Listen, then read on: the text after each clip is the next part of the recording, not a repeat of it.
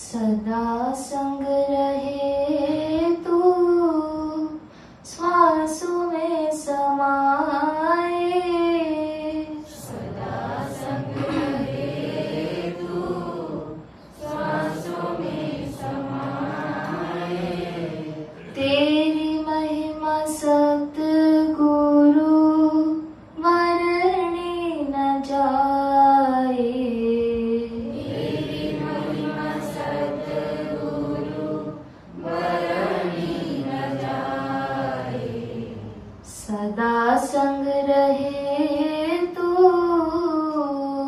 सदा संग रहे तू अहम को छुड़ा कर, हमको छुड़ा कर खाली हमें कर दिया, खाली हमें कर दिया।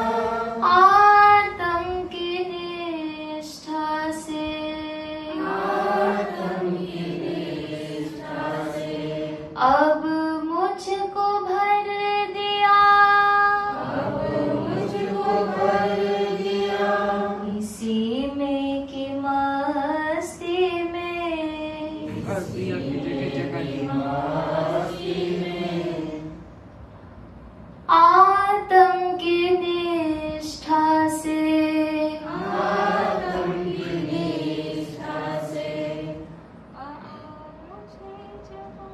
आत्म की निष्ठा में, आत्म की निष्ठा में अब मुझे जगा दिया, अब मुझे जगा दिया।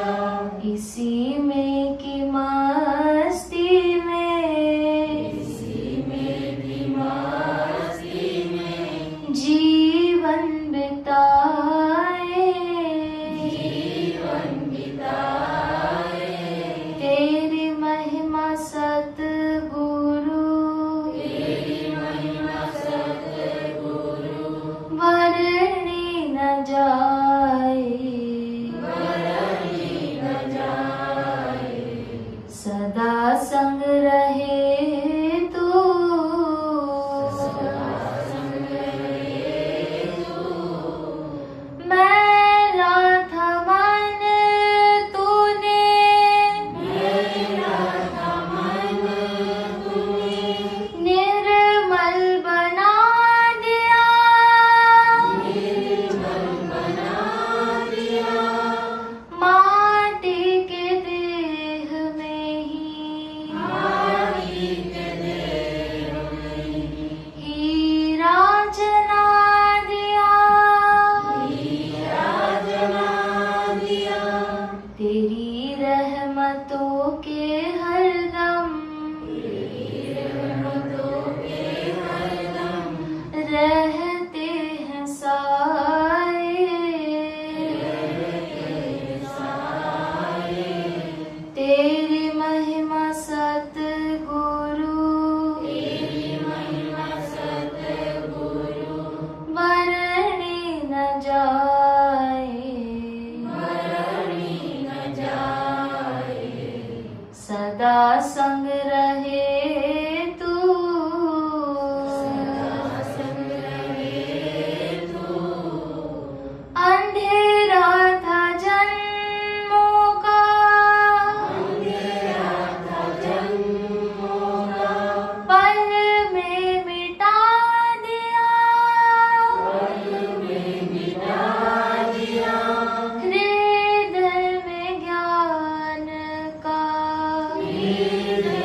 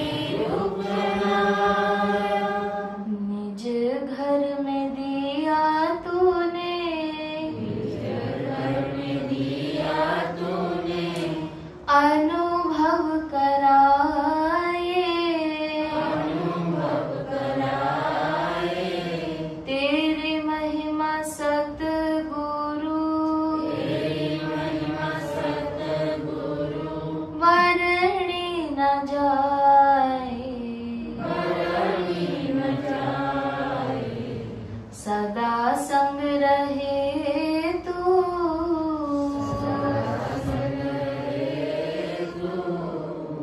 अपने में जाना तो,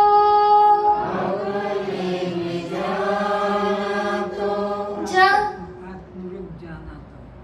आत्मरूप जाना तो,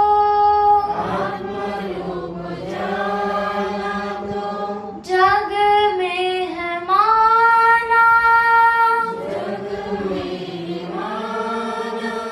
कोई भी मुझे अब ना, लगता पराया, आत्म रूप में तू, सब में समाए,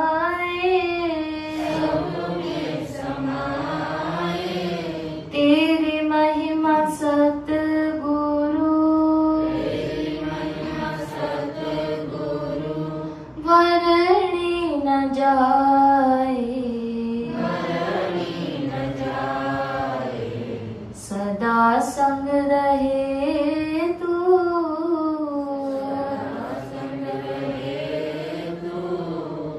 सब मेरा हो फिर भी, सबसे हो न्यारे, सभी भक्तों को तुम, लगते हो प्यारे, तेरी लीला जान अब,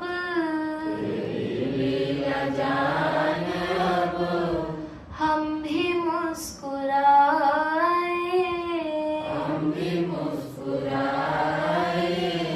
तेरी महिमा सतगुरु, वर्णी न जाए, सदा संग रहे तू,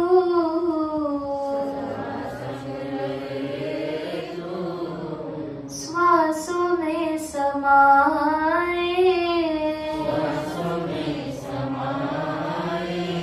तेरी महिमा सतगुरु, वर्णी न जाए, सदा संग रहे तू,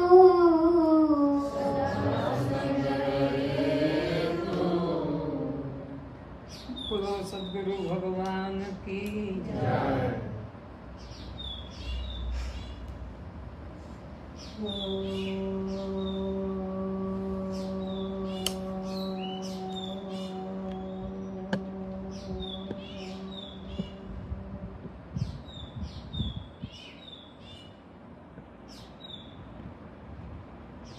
ओम सहना भवतु,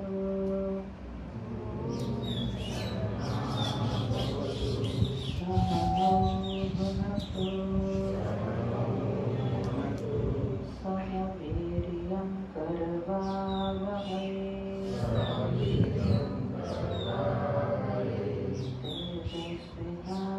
तेजस्विनावधीतमस्तु, मा विद्विषावहै,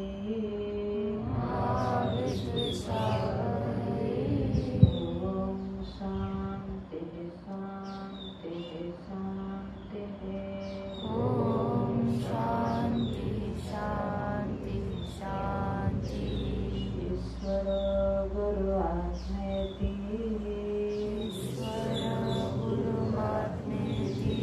मूर्ति भेद विभागिने, व्योमवद् व्याप्त देहाय,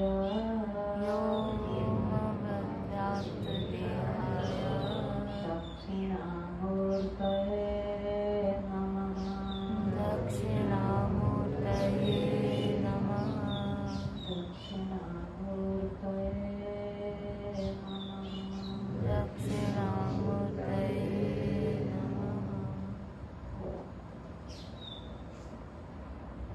दक्षिणामूर्तये नमः गुरु को ये नमन होता है।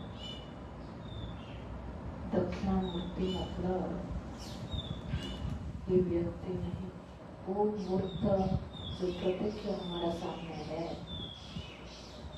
जिसमें दक्ष है, समर्थ है, किसको? जीव और ईश्वर में जो भेद को मिटाने में जो समर्थ है, उसी दक्ष व्यक्त जो हमारे सामने है। क्योंकि बिना सामने कोई उपस्थिति हुए हमें तो उपदेश नहीं कर सकते। उन्हीं के जिसके उपदेश से, जिसके ज्ञान से हमें भेद दृष्टि मिटा देते हैं। भेद को मिटाना नहीं, भेद दृष्टि को मिटाना। जो हमारा दृष्टि में भेद है, उस दृष्टि को बदलाने में जो समर्थ है। इसीलिए कहा ईश्वर गुरु आत्मा इति। आत्मा जो जीवात्मा और ईश्वर के अंदर बीच में जो चैन है, वो कौन है? वो गुरु, मिटाने वाला। कि मूर्ति के भेद से अलग दिखाई देते हैं, लेकिन वस्तु के भेद से एक है, ये बताने वाला जो तथ्य है, उसी गुरु को हम नमन करते हैं। इसीलिए दक्षिणामूर्ति स्तोत्र जो हमने यहाँ दिया था, वो गुरु का बंधन है। गुरु के प्रति हमारा दृष्टिकोण कैसे होना चाहिए, उस पर वर्णन है कि गुरु किसको कहते हैं, गुरु का पदवाच्य कहाँ है, किसको हम कह सकते हैं, उस पर वर्णन है। स्वामी जी का एक बार स्वामी जी कहा था कि तू गुरु स्तोत्र के ऊपर थोड़ा बोलना। आज मन हुआ अखंड मंडलाकार के ऊपर स्वामी जी ने कहा था। स्वामी जी बोलेंगे, आप अनुमति दे दो, या आप जो अनुमति देंगे वही करेंगे। किस पर बताओ?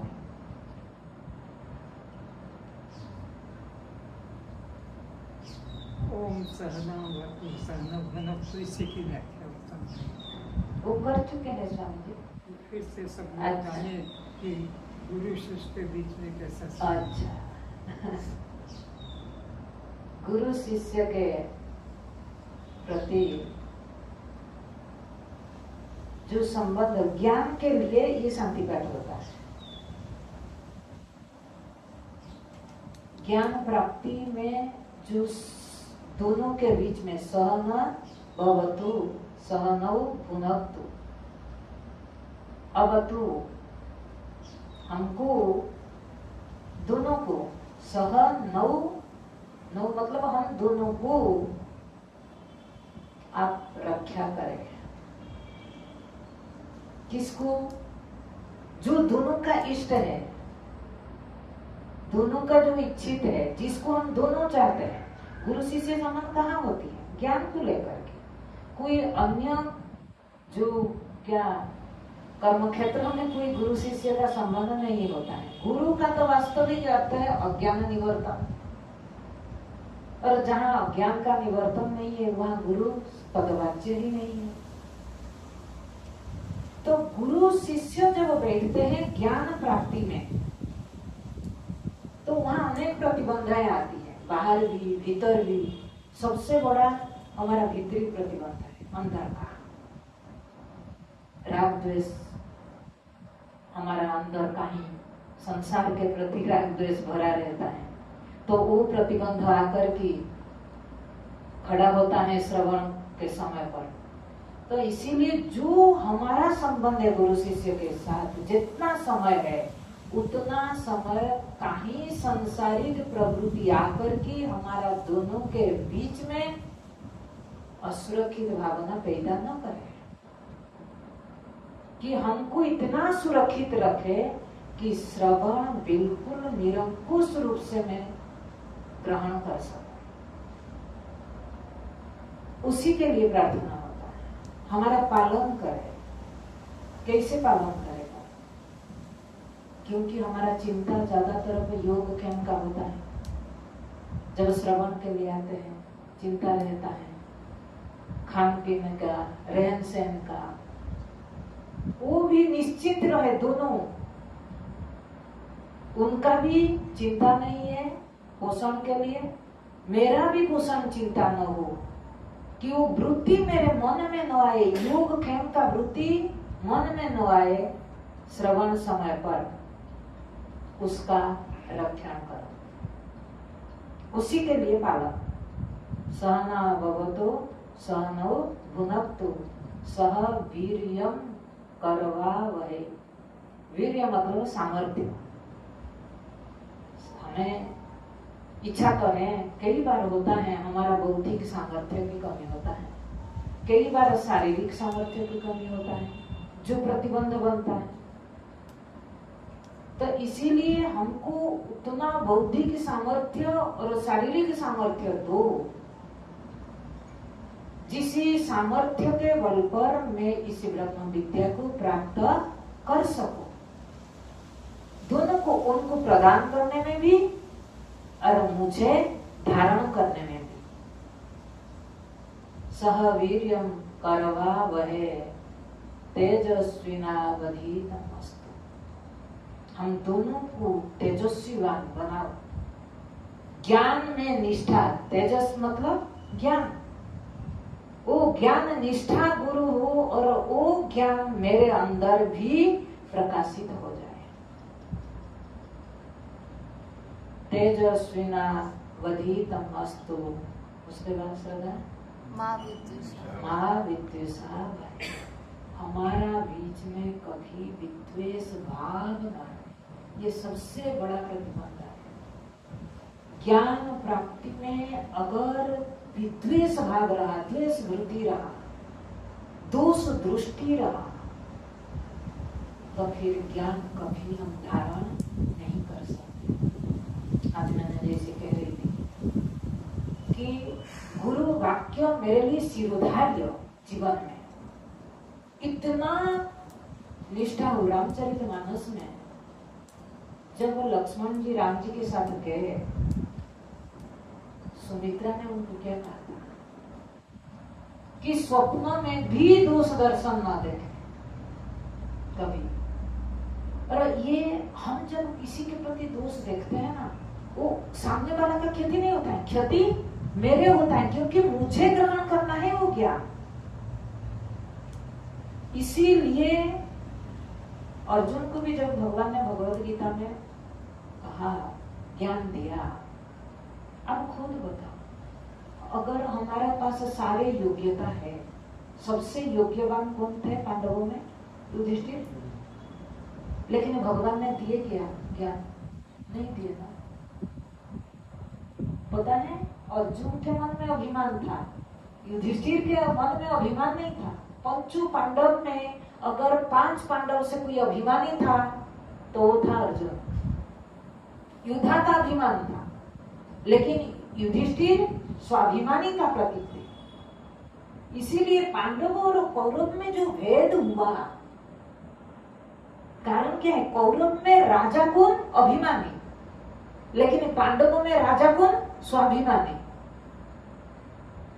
अभिमानी इधर भी है, लेकिन राजा नहीं। राजा मतलब चलाने वाला नहीं। फिर भी उसको ज्ञान नहीं मिला। अभिमान होने पर भी वो अपने अभिमान के बल पर नहीं चल रहा था, स्वाभिमान के इशारे पर चल रहा था। ये सबसे प्रमुख। और ब्रह्म विद्या हमारा, हम सब जीव अज्ञानी होकर के आए हैं, सबके अंदर अभिमान रहता है, लेकिन उस अभिमान को मैं कैसे चला रहा हूं, वो सबसे बड़ी चीज है। अर्जुन के पास अभिमान होने पर भी स्वाभिमान के अधीन चल रहा था। एक दूसरा कोई निर्णय खुद नहीं लेता था, जो निर्णय उपस्थिति होता था वो निर्णय के अनुसार कर्म करता था। और उसके अंदर एक चीज था कि वो कभी कोई चीज छिपा करके नहीं रखता था। उसका जो भगवान के साथ रिश्ता था कि छोटी सी छोटी बात प्रभु को पता था अर्जुन का, और के अंदर प्रभु के प्रति कभी दोष दृष्टि नहीं था। एक प्रभु के प्रति बुली नहीं, उसके किसी के प्रति दोष दृष्टि नहीं था। और अर्जुन के अंदर एक योग्यता था कि जीवन भर उन्होंने पूरा समय अपने लिए दिया। मुझे क्या करना है, जो भी युद्ध विद्या भी उन्होंने सीखा तो देखा होगा, किसने आगे बढ़ गया वो कभी नहीं देखा। उसके अंदर मुझे क्या प्राप्त करना है, मुझे क्या काम मिला है और वो काम मैंने शिद्दत से कैसे करना है, पूरा फोकस उनके ऊपर था। भगवान ने ये सारे योग्यता देखा था। नहीं तो आगे सोचो ना, धर्म का प्रतीक थे युधिष्ठिर, भगवान ने नहीं उपदेश किए। अगर हमारा पास ये सब हो लेकिन हमारा पास ये दृष्टिकोण न हो तो फिर ज्ञान प्राप्ति नहीं होता है। तो उसी तरह ये जो विद्वेष शब्द आया, हमारा अंदर भी विद्वेष तभी होगा ना जब हमारा दृष्टि अन्य के ऊपर पड़ेगा, जब मेरा ऊपर ही मेरा फोकस है, मेरे को जानना है, मुझे सुधारना है, तो फिर मुझे कभी अन्य के ऊपर दृष्टि नहीं रहेगा, तो फिर विद्वेष भाव नहीं आएगा। वो तो बात। लेकिन यहाँ जो कहा, गुरु शिष्य के अंदर कभी एक दूसरे के प्रति विद्वेष भाव न जगे, क्योंकि हमारा ज्ञान प्राप्ति में प्रतिबंध बन जाएगा। इसीलिए उसी परम सत्ता से प्रार्थना करते हैं, हम दोनों का रास्ता एक ही है, दोनों का लक्ष्य एक ही है, एक पहुंचा हुआ है, एक पहुंचने के लिए तैयार करना है। एक दूसरे के सहारा लेकर के वो कहानी सुनाई थी ना गुरु शिष्य का, जा रहे थे, नदी पार होना था, तूफान आ रहा है, शिष्य ने, गुरु ने कहा बेटा मेरे हाथ पकड़ो, तो शिष्य ने नहीं पकड़ा।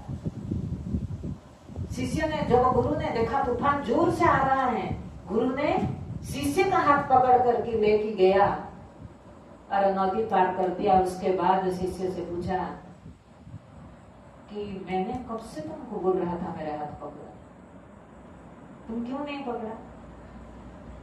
क्यों? उन्होंने क्या कहा, गुरुजी मेरे से ज्यादा भरोसा विश्वास तुम्हारा ऊपर है, क्योंकि मेरे ऊपर मेरा भरोसा नहीं। अगर मैं आपका हाथ पकड़ू तो मैं छोड़ सकता हूँ, आपका क्षति नहीं होगा, आप तो तर जाओगे, मैं मर जाऊंगा। मुझे, मेरे को बचाने के लिए मैंने आपका हाथ नहीं पकड़ा, क्योंकि मुझे आपके ऊपर विश्वास था। आप जब मेरा हाथ पकड़ोगे आप कभी छोड़ोगे नहीं।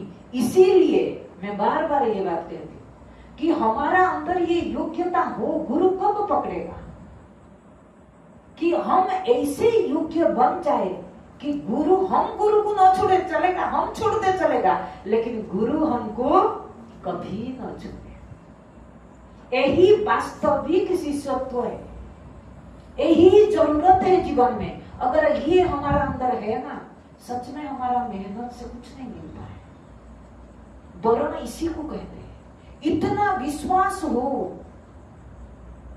कि उन्होंने मेरे हाथ पकड़ा तो वो जैसे चलाएगा, जहां ले जाएगा, मैं पक्का उन्होंने जहां पहुंचा वहां लेकर के पहुंचा देगा। उतना विश्वास के आधार पर हम बना पाए। अर्जुन को जब भी समस्या हुआ, उन्होंने किसी के पास नहीं जाता था। उस समय उसको गुरु दृष्टि नहीं था, भगवत दृष्टि भी नहीं था, लेकिन एक जो संबंध कृष्ण के साथ था, एक भरोसा, एक विश्वास का था कि कुछ भी होता था जाकर के उनके साथ। तो इसीलिए जब वो सबसे बड़ा समस्या गया है, किसके सामने गया? उन्हीं के सामने गया। लेकिन देखो, भगवान जब भी समस्या आता था कह लेता था, हाँ ये हुआ, ये कर लो। हमें भी बुखार आया, गुरु जी बुखार आया, मेडिसिन खा लो। वो थोड़ी बोलेगा कि ब्रह्म विद्या सुनो। लेकिन अर्जुन भी जब पूछा, जब खुद कहा मैं शिष्य, तो तभी उसी समय उन्होंने गुरु बन गया। इसीलिए गुरु बनना नहीं पड़ता है, गुरु कोई किसी को बनना नहीं पड़ता है। शिष्य जब मैं शिष्य भाव मेरे अंदर आ गया ना, तब मेरे को पहचान होता है कि गुरु कौन है और कैसा है। इसीलिए तब फिर हमारा जब संबंध, मैंने बोली ना, दुनिया में अगर एक संबंध, रियल संबंध, तो गुरु शिष्य का संबंध, जिसमें कोई लेन देन नहीं। और ऐसा एक संबंध, मैंने कई बार कहती हूँ, सारे संबंध जितना है वो दिखाते हैं मेरे को देख, है ना। जितना संबंधी आपने बनाए, छोटे से बालक जब पैदा भी होता है उसको क्या कहते हैं, देख मैं तेरे माँ, मैं तेरे बहन, मैं तेरे भाई, यही पहचान कराते हैं। लेकिन गुरु कभी कहता है क्या, मैं कौन हूं, नहीं तुम कौन। यही फर्क है दूसरे संबंध और गुरु संबंध में। जो खुद को दिखाता है, मेरे को देख कभी नहीं कहता है, लेकिन दुनिया कहता है मेरे को देख। यही फर्क है। इसलिए गुरु ना ऐसे तत्व है, ऐसे रिश्ता है, और उसको कितना व्यापकता से हम देखे। एक जगह नहीं, उनका गुरु एक दृष्टि है, उनका दृष्टिकोण में मैं देख सकूं। जब उन्होंने मेरे हाथ पकड़ा, अगर हमने विश्वास किया तो जरूर उन्होंने तब तक नहीं छोड़ेगा जब तक हमको पार न कर देगा, अधूरा नहीं छोड़ेगा, उसी तक हमको पहुंचना है। इसीलिए मैंने कई बार कहती रहती हूँ कि मेरा दृष्टि उनके ऊपर पड़े, वो तो सबका दृष्टि पड़ता है, लेकिन उनका दृष्टि मेरे ऊपर पड़ जाए, बस उसी दिन जीवन सार्थक हो जाता है। वो देखे मेरे ऊपर उनका नजर पड़े, बस। तोटकाचार्य कौन था? एक बिल्कुल कुछ नहीं था योग्यता। हम सोचते हैं हमारा बौद्धिक बल पर हम सब पा लेंगे, बिल्कुल नहीं। कुछ नहीं योग्यता था, केवल बस गुरु का दृष्टि उसके ऊपर था। तो हमें भी जीवन में जब ऐसे चीज, ऐसे गुरु मिले और ब्रह्म विद्या के ओर जो ले जाए, हमें ब्रह्म विद्या की खोज में प्रवेश करा दे और वहां तक पहुंचाने में हमारा साथ दे, वही वास्तविक दक्ष गुरु है। इसीलिए वो रिश्ता, वो संबंध हमेशा बनी रहे कि जिसने मुझे संसार से पार कराया, जिसने संसार से फंसाया वो नहीं। पूरा संबंध जितना है, आप लोग देखिए, सब जोड़ देते हैं, ये है कि संबंध वो तोड़वाता है। और भगवान कहानी सुनाए थे ना, भगवान जो प्रतिबंध बनता है उसी को मैं तोड़ा देता। भागवत में भी भगवान ने गोपियों को यही कहा था कि मैं जिससे प्यार करता हूं, कि मेरे और उनके बीच में मैं तीसरा को आने नहीं देता। गुरु यही होता, वो संसार को बीच में आने नहीं देता है। क्यों? दोनों के बीच में वो एकत्व की दर्शन करा देता है। लेकिन जितना भी संबंध है वो सब प्रतिबंध बनकर के खड़े होते हैं, उसी से हमको आगे बढ़ना है। इसीलिए ये शांति पाठ हम करते हैं कि हमारा बीच में कुछ ऐसे न रहे जिसमें आत्मज्ञान प्राप्ति में प्रतिबंध बन जाए। हमारा उद्देश्य क्या है, किस उद्देश्य को लेकर के आए हैं? गुरु जैसे नाव में नावरी होता है, गुरु वैसे ही है। हम कई बार क्या होता है ना, नाव को नहीं छोड़ते हैं और गुरु क्या करता है पता है, आपको वहां पहुंचा करके वो हट जाता है। अब तो मिल गए ना, अब खत्म। इसीलिए कहा ना, न गुरु न शिष्य, कहने का अभिप्राय क्या है, कब तक? जब तक उन्होंने पहुंचा दिया। मेरे काम है किनारे लगाना, किनारे लगाना उनका काम है, लेकिन उसमें मिलना, तुम जो जहां जा रहे हैं वो तो गुरु ने लेकर के मिलाएगा, उन्होंने तो देखा दिया पहुंचा दिया, हमको जाकर के मिलना है। इसीलिए गुरु का जरूरत पड़ता है। तो ये शांति पाठ इसीलिए करते हैं कि हमारा गुरु शिष्य का रिश्ता अटूट रहे, क्योंकि ये रिश्ता से ज्ञान मिलता है। ये वर्ण जो हम कहते हैं बार बार वर्ण शब्द, और वर्ण का अभिप्राय है ये दोनों में किसी प्रकार का एक दूसरे को सहयोग करके चले कि कोई प्रतिबंध न आए ज्ञान प्राप्त। अगर दोनों से रिश्ता न जुड़ा, संबंध न जुड़ा, तो फिर ज्ञान प्राप्त हो नहीं सकता। गुरु सदगुरु भगवान की।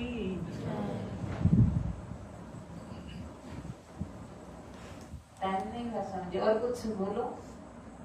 आप जो बोलोगे वो ये मांगिए मंगल।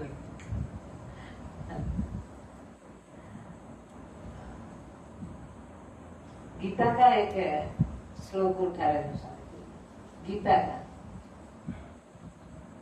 8वां अध्याय का पूरा गीता सुनने के बाद 8वां अध्याय में अर्जुन ने एक प्रश्न किया।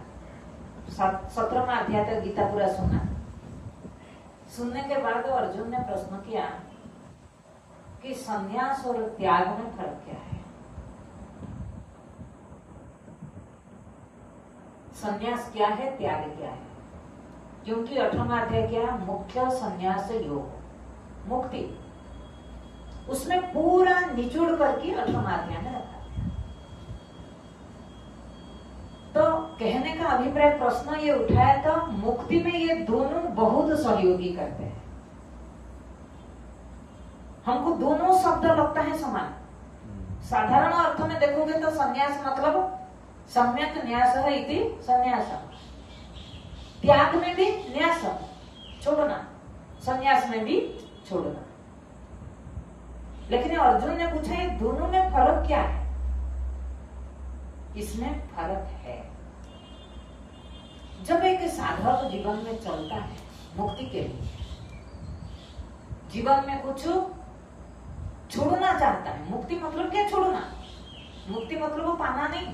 प्राय सारे दर्शनों ने मुक्ति को पाने का नाम पर रखा है, लेकिन मुक्ति शब्द का अर्थ है छूट जाना।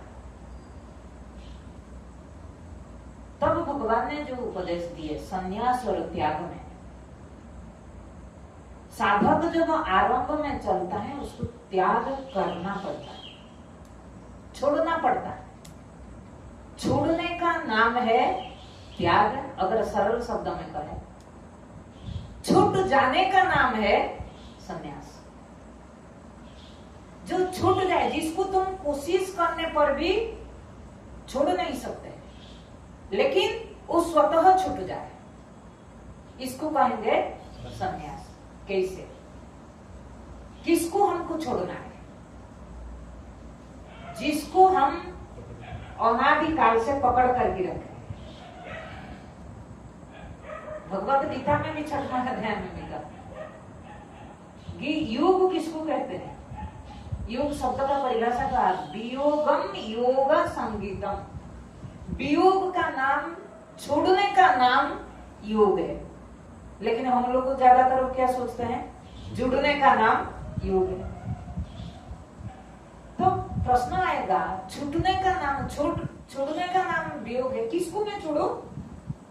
तो आगे शब्द दिया संयोगम वियोगम, जिसके साथ तुम संयोग किए। मैं ये श्लोक उसके साथ जोड़ रहा हूं, जिसके साथ तुमने संयोग किए उसी को छोड़ दो। हमने किसके साथ संयोग किए? देह के साथ। किसके साथ संयोग किए? विषय के साथ। किसके साथ संयोग किए? सबसे बड़ा संयोग था कर्मफल से हम संयोग किए, तभी तो ये परिस्थिति के रूप में सब आया। इसलिए हमको जो कुछ आज मिला, देह भी क्या है? कर्मफल। परिस्थिति भी क्या है? कर्मफल। इसीलिए उन्होंने एक शब्द दे दिया, मां, कर्मफल को छोड़ना पड़ता है और कामना छूट जाता है। शब्द है, ये हमारा वेदांत में बहुत प्रचलित है कि हम समझ नहीं पाते हैं कि इसको छोड़ो, और तो कई बार हम सोचते हैं ये तो सब छूट जाएगा, छूटेगा नहीं। कौन सी चीज को छोड़ना है? आरंभ में हम जब जाते हैं क्या, ये छोड़ो, ये छोड़ो, वो छोड़ो, फिर अंदर जो जन्मों जन्मों से कर्म वासना पड़ा है उसको तो आप कोशिश भी करने में भी छूटता नहीं। हम रोज गाना गाते हैं, अरे ये क्यों नहीं छूट रहा है, ये क्यों नहीं छूटेगा। कामना छूट जाएगा, लेकिन कब? हमारा प्रयत्न से छूटेगा नहीं, जब आत्मज्ञान प्राप्त होगा। इसीलिए कहा संन्यास शब्द का अर्थ है सर्व काम संन्यास, सर्व कर्म संन्यास। कर्म मतलब कामना। कर्म कब होता है? हम कामना ही तो कर्म में परिणाम होता है। जब कामना नहीं उसको तो क्रिया कहेंगे, वो तो कर्म नहीं है। तो इसीलिए संन्यास कब संभव है? संन्यास आप कहने पर संन्यास नहीं हो जाएंगे। जिसी दिन आपके अंदर कामना सब इच्छाएं छूट गया, और तब छूटेगा जिस दिन आप तृप्ति का अनुभव किया। आत्मनि एवं आत्मना तुष्ट, जिस दिन ये स्थिति बन गई उस दिन कामना छूट जाएगा। उसको प्रयत्न करने से हम छोड़ नहीं सकते, लेकिन जितना कर्म से प्राप्ति उसको कर्मफल रूप में हमको मिल रहा है, उसको तो हमको छोड़ना पड़ेगा। संबंधी क्या है? कर्मफल रूप में छोड़ना पड़ेगा।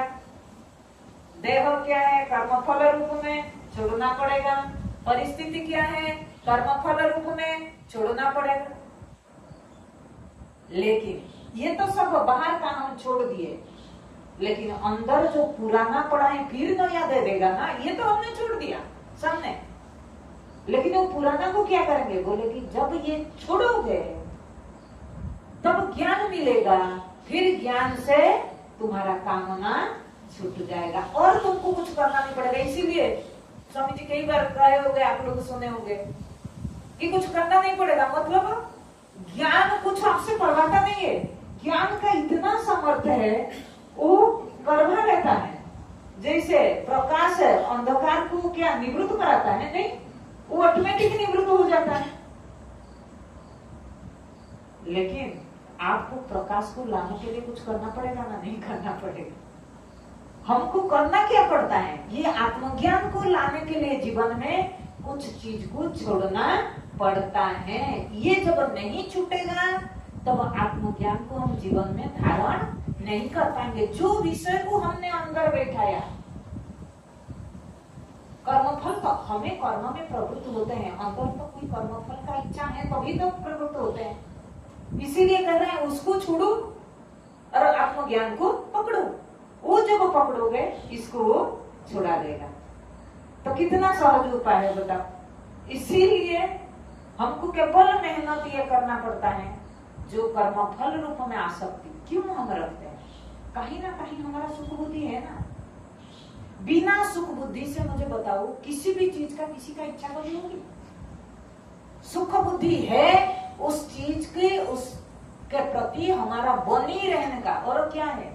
वो चीज मिले तो सही, लेकिन मिलने पर भी बनी रहने का पूरा प्रयत्न हमारा पड़ा रहता है। मैं आज या कल किसी के साथ बोल रही थी, दो चीज के लिए हम मेहनत करते हैं।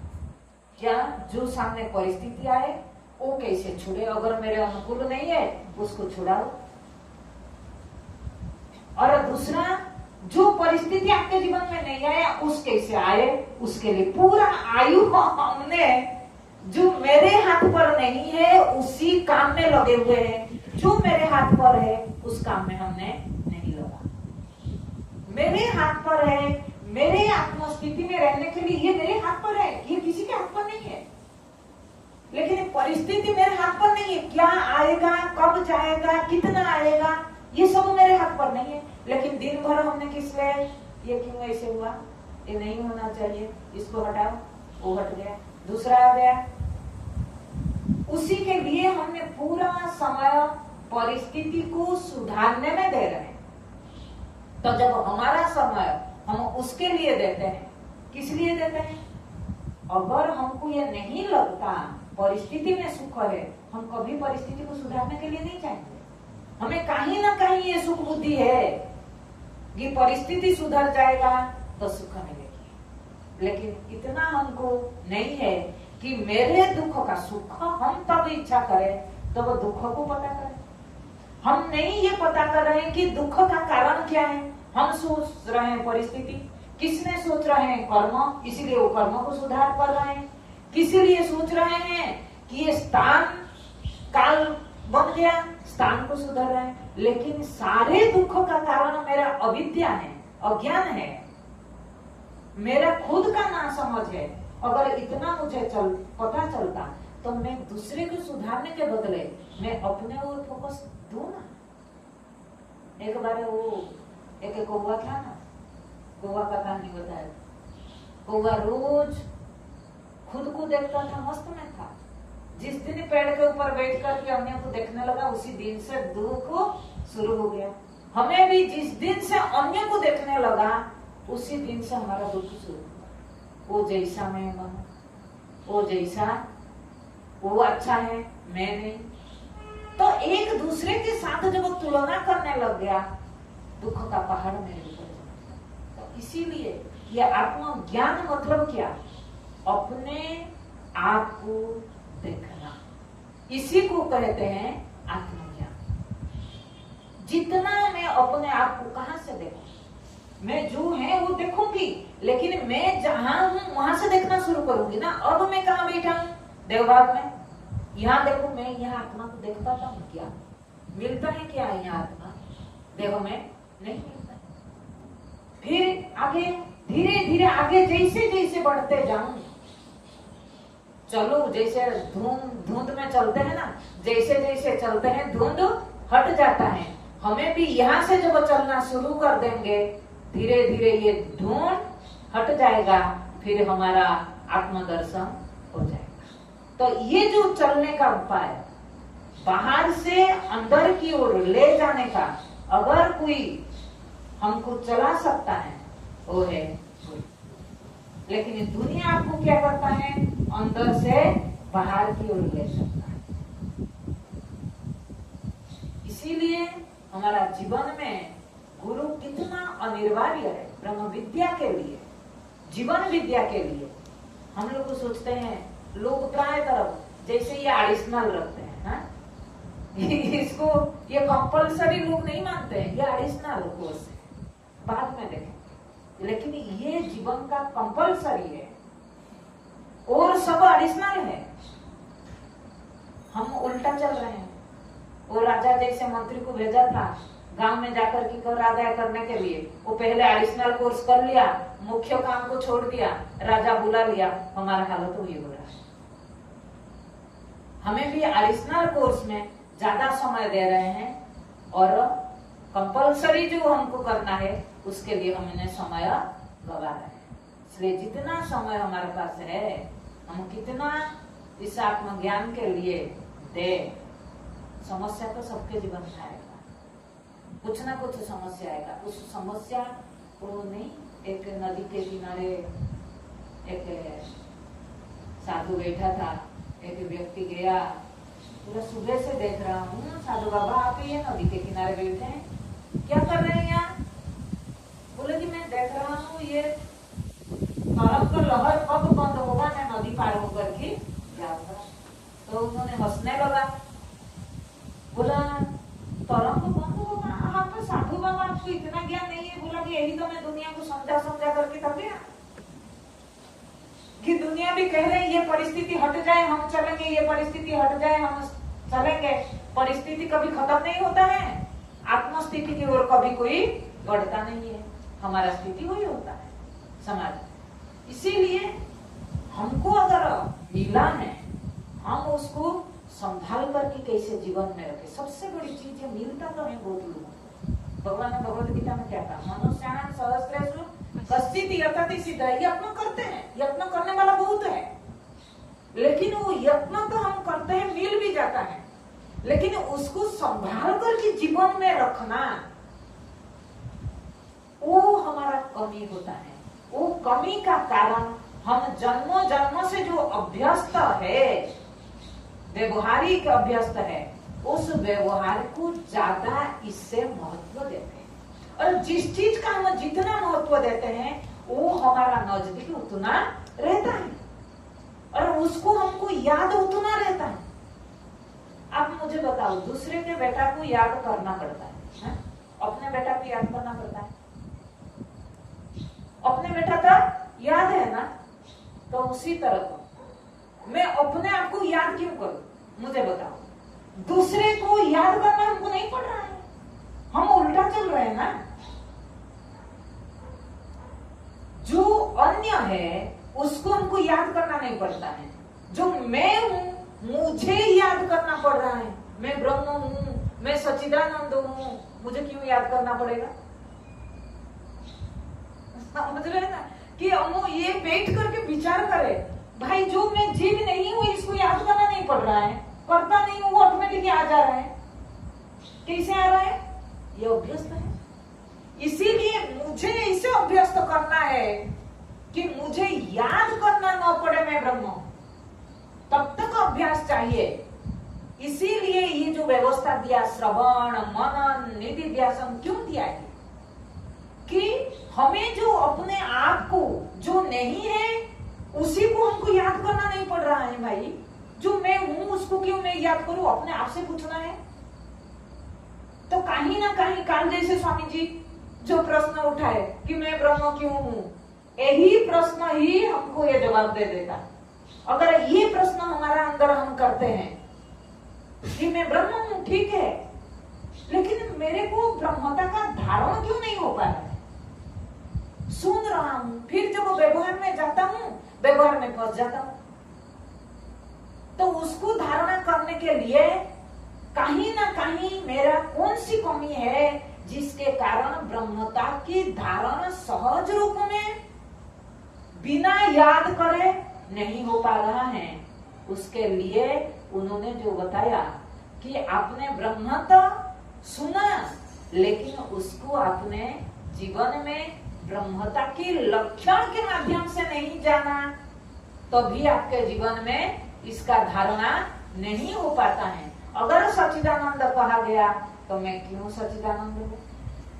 क्यों मेरे को सत कहा गया?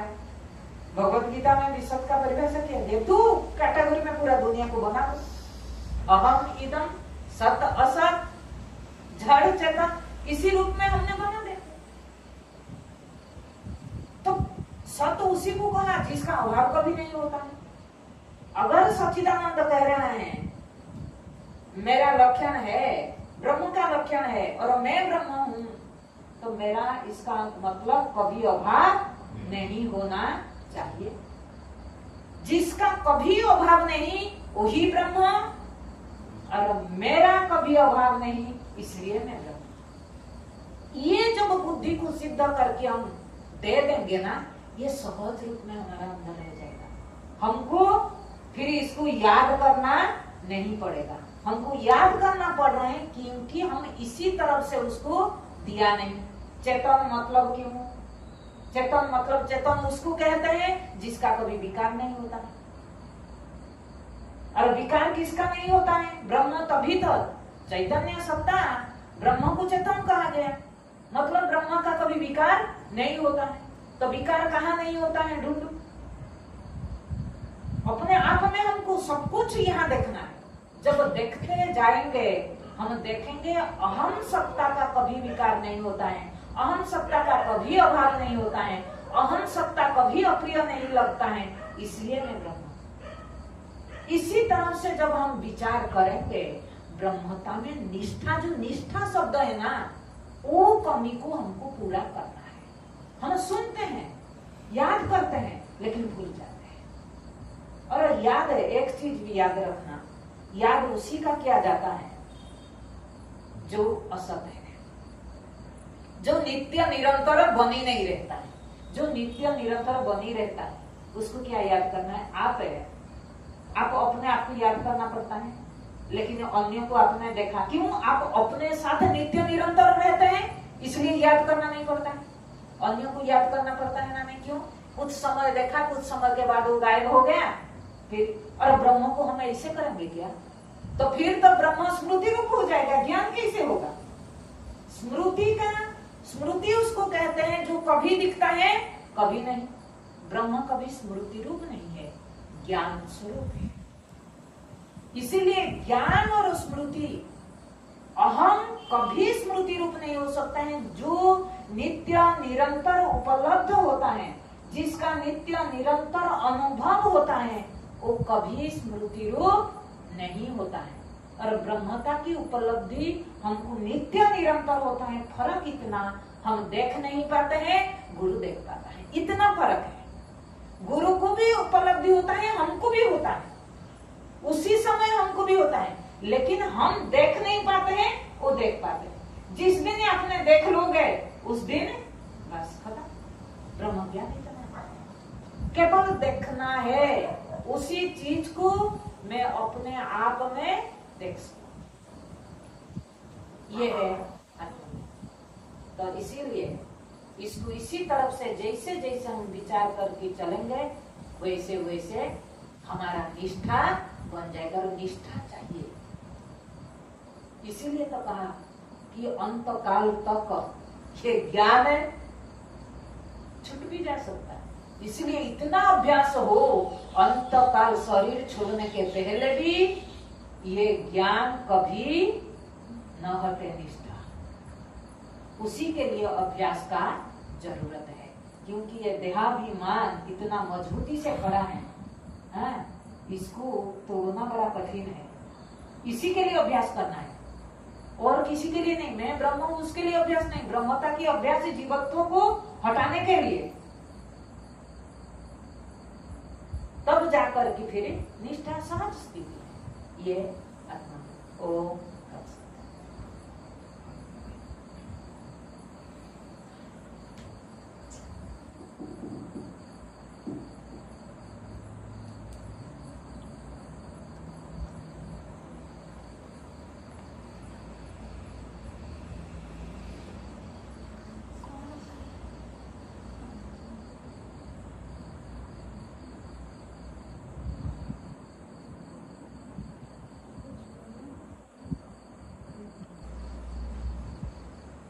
अगर धारण नहीं किया तो ये जीवन ऐसे ही व्यर्थ चला जाएगा। शास्त्र मनुष्य सुनते हैं, लेकिन उसको धारण करने वाले भाग्यशाली लोग होते हैं, और वो आप हैं। इसलिए सत्संग का कभी त्याग न करो, गुरु में कभी भेदभाव मत रखो। ये गुरु ऊंचा है और यह गुरु नीचा है। कर्म उपासना बताने वाले गुरु के पास में समय नष्ट न करो। जो आत्मज्ञान की बात करते हैं, आत्मज्ञान के अतिरिक्त तुम्हें किसी अन्य तरफ नहीं ले जाते हैं, यही सच्चे गुरु हैं। उन्हीं की शरण धारण करो, तभी कल्याण होगा। आज बस इतना ही। प्रसाद लेंगे नीचे जाके।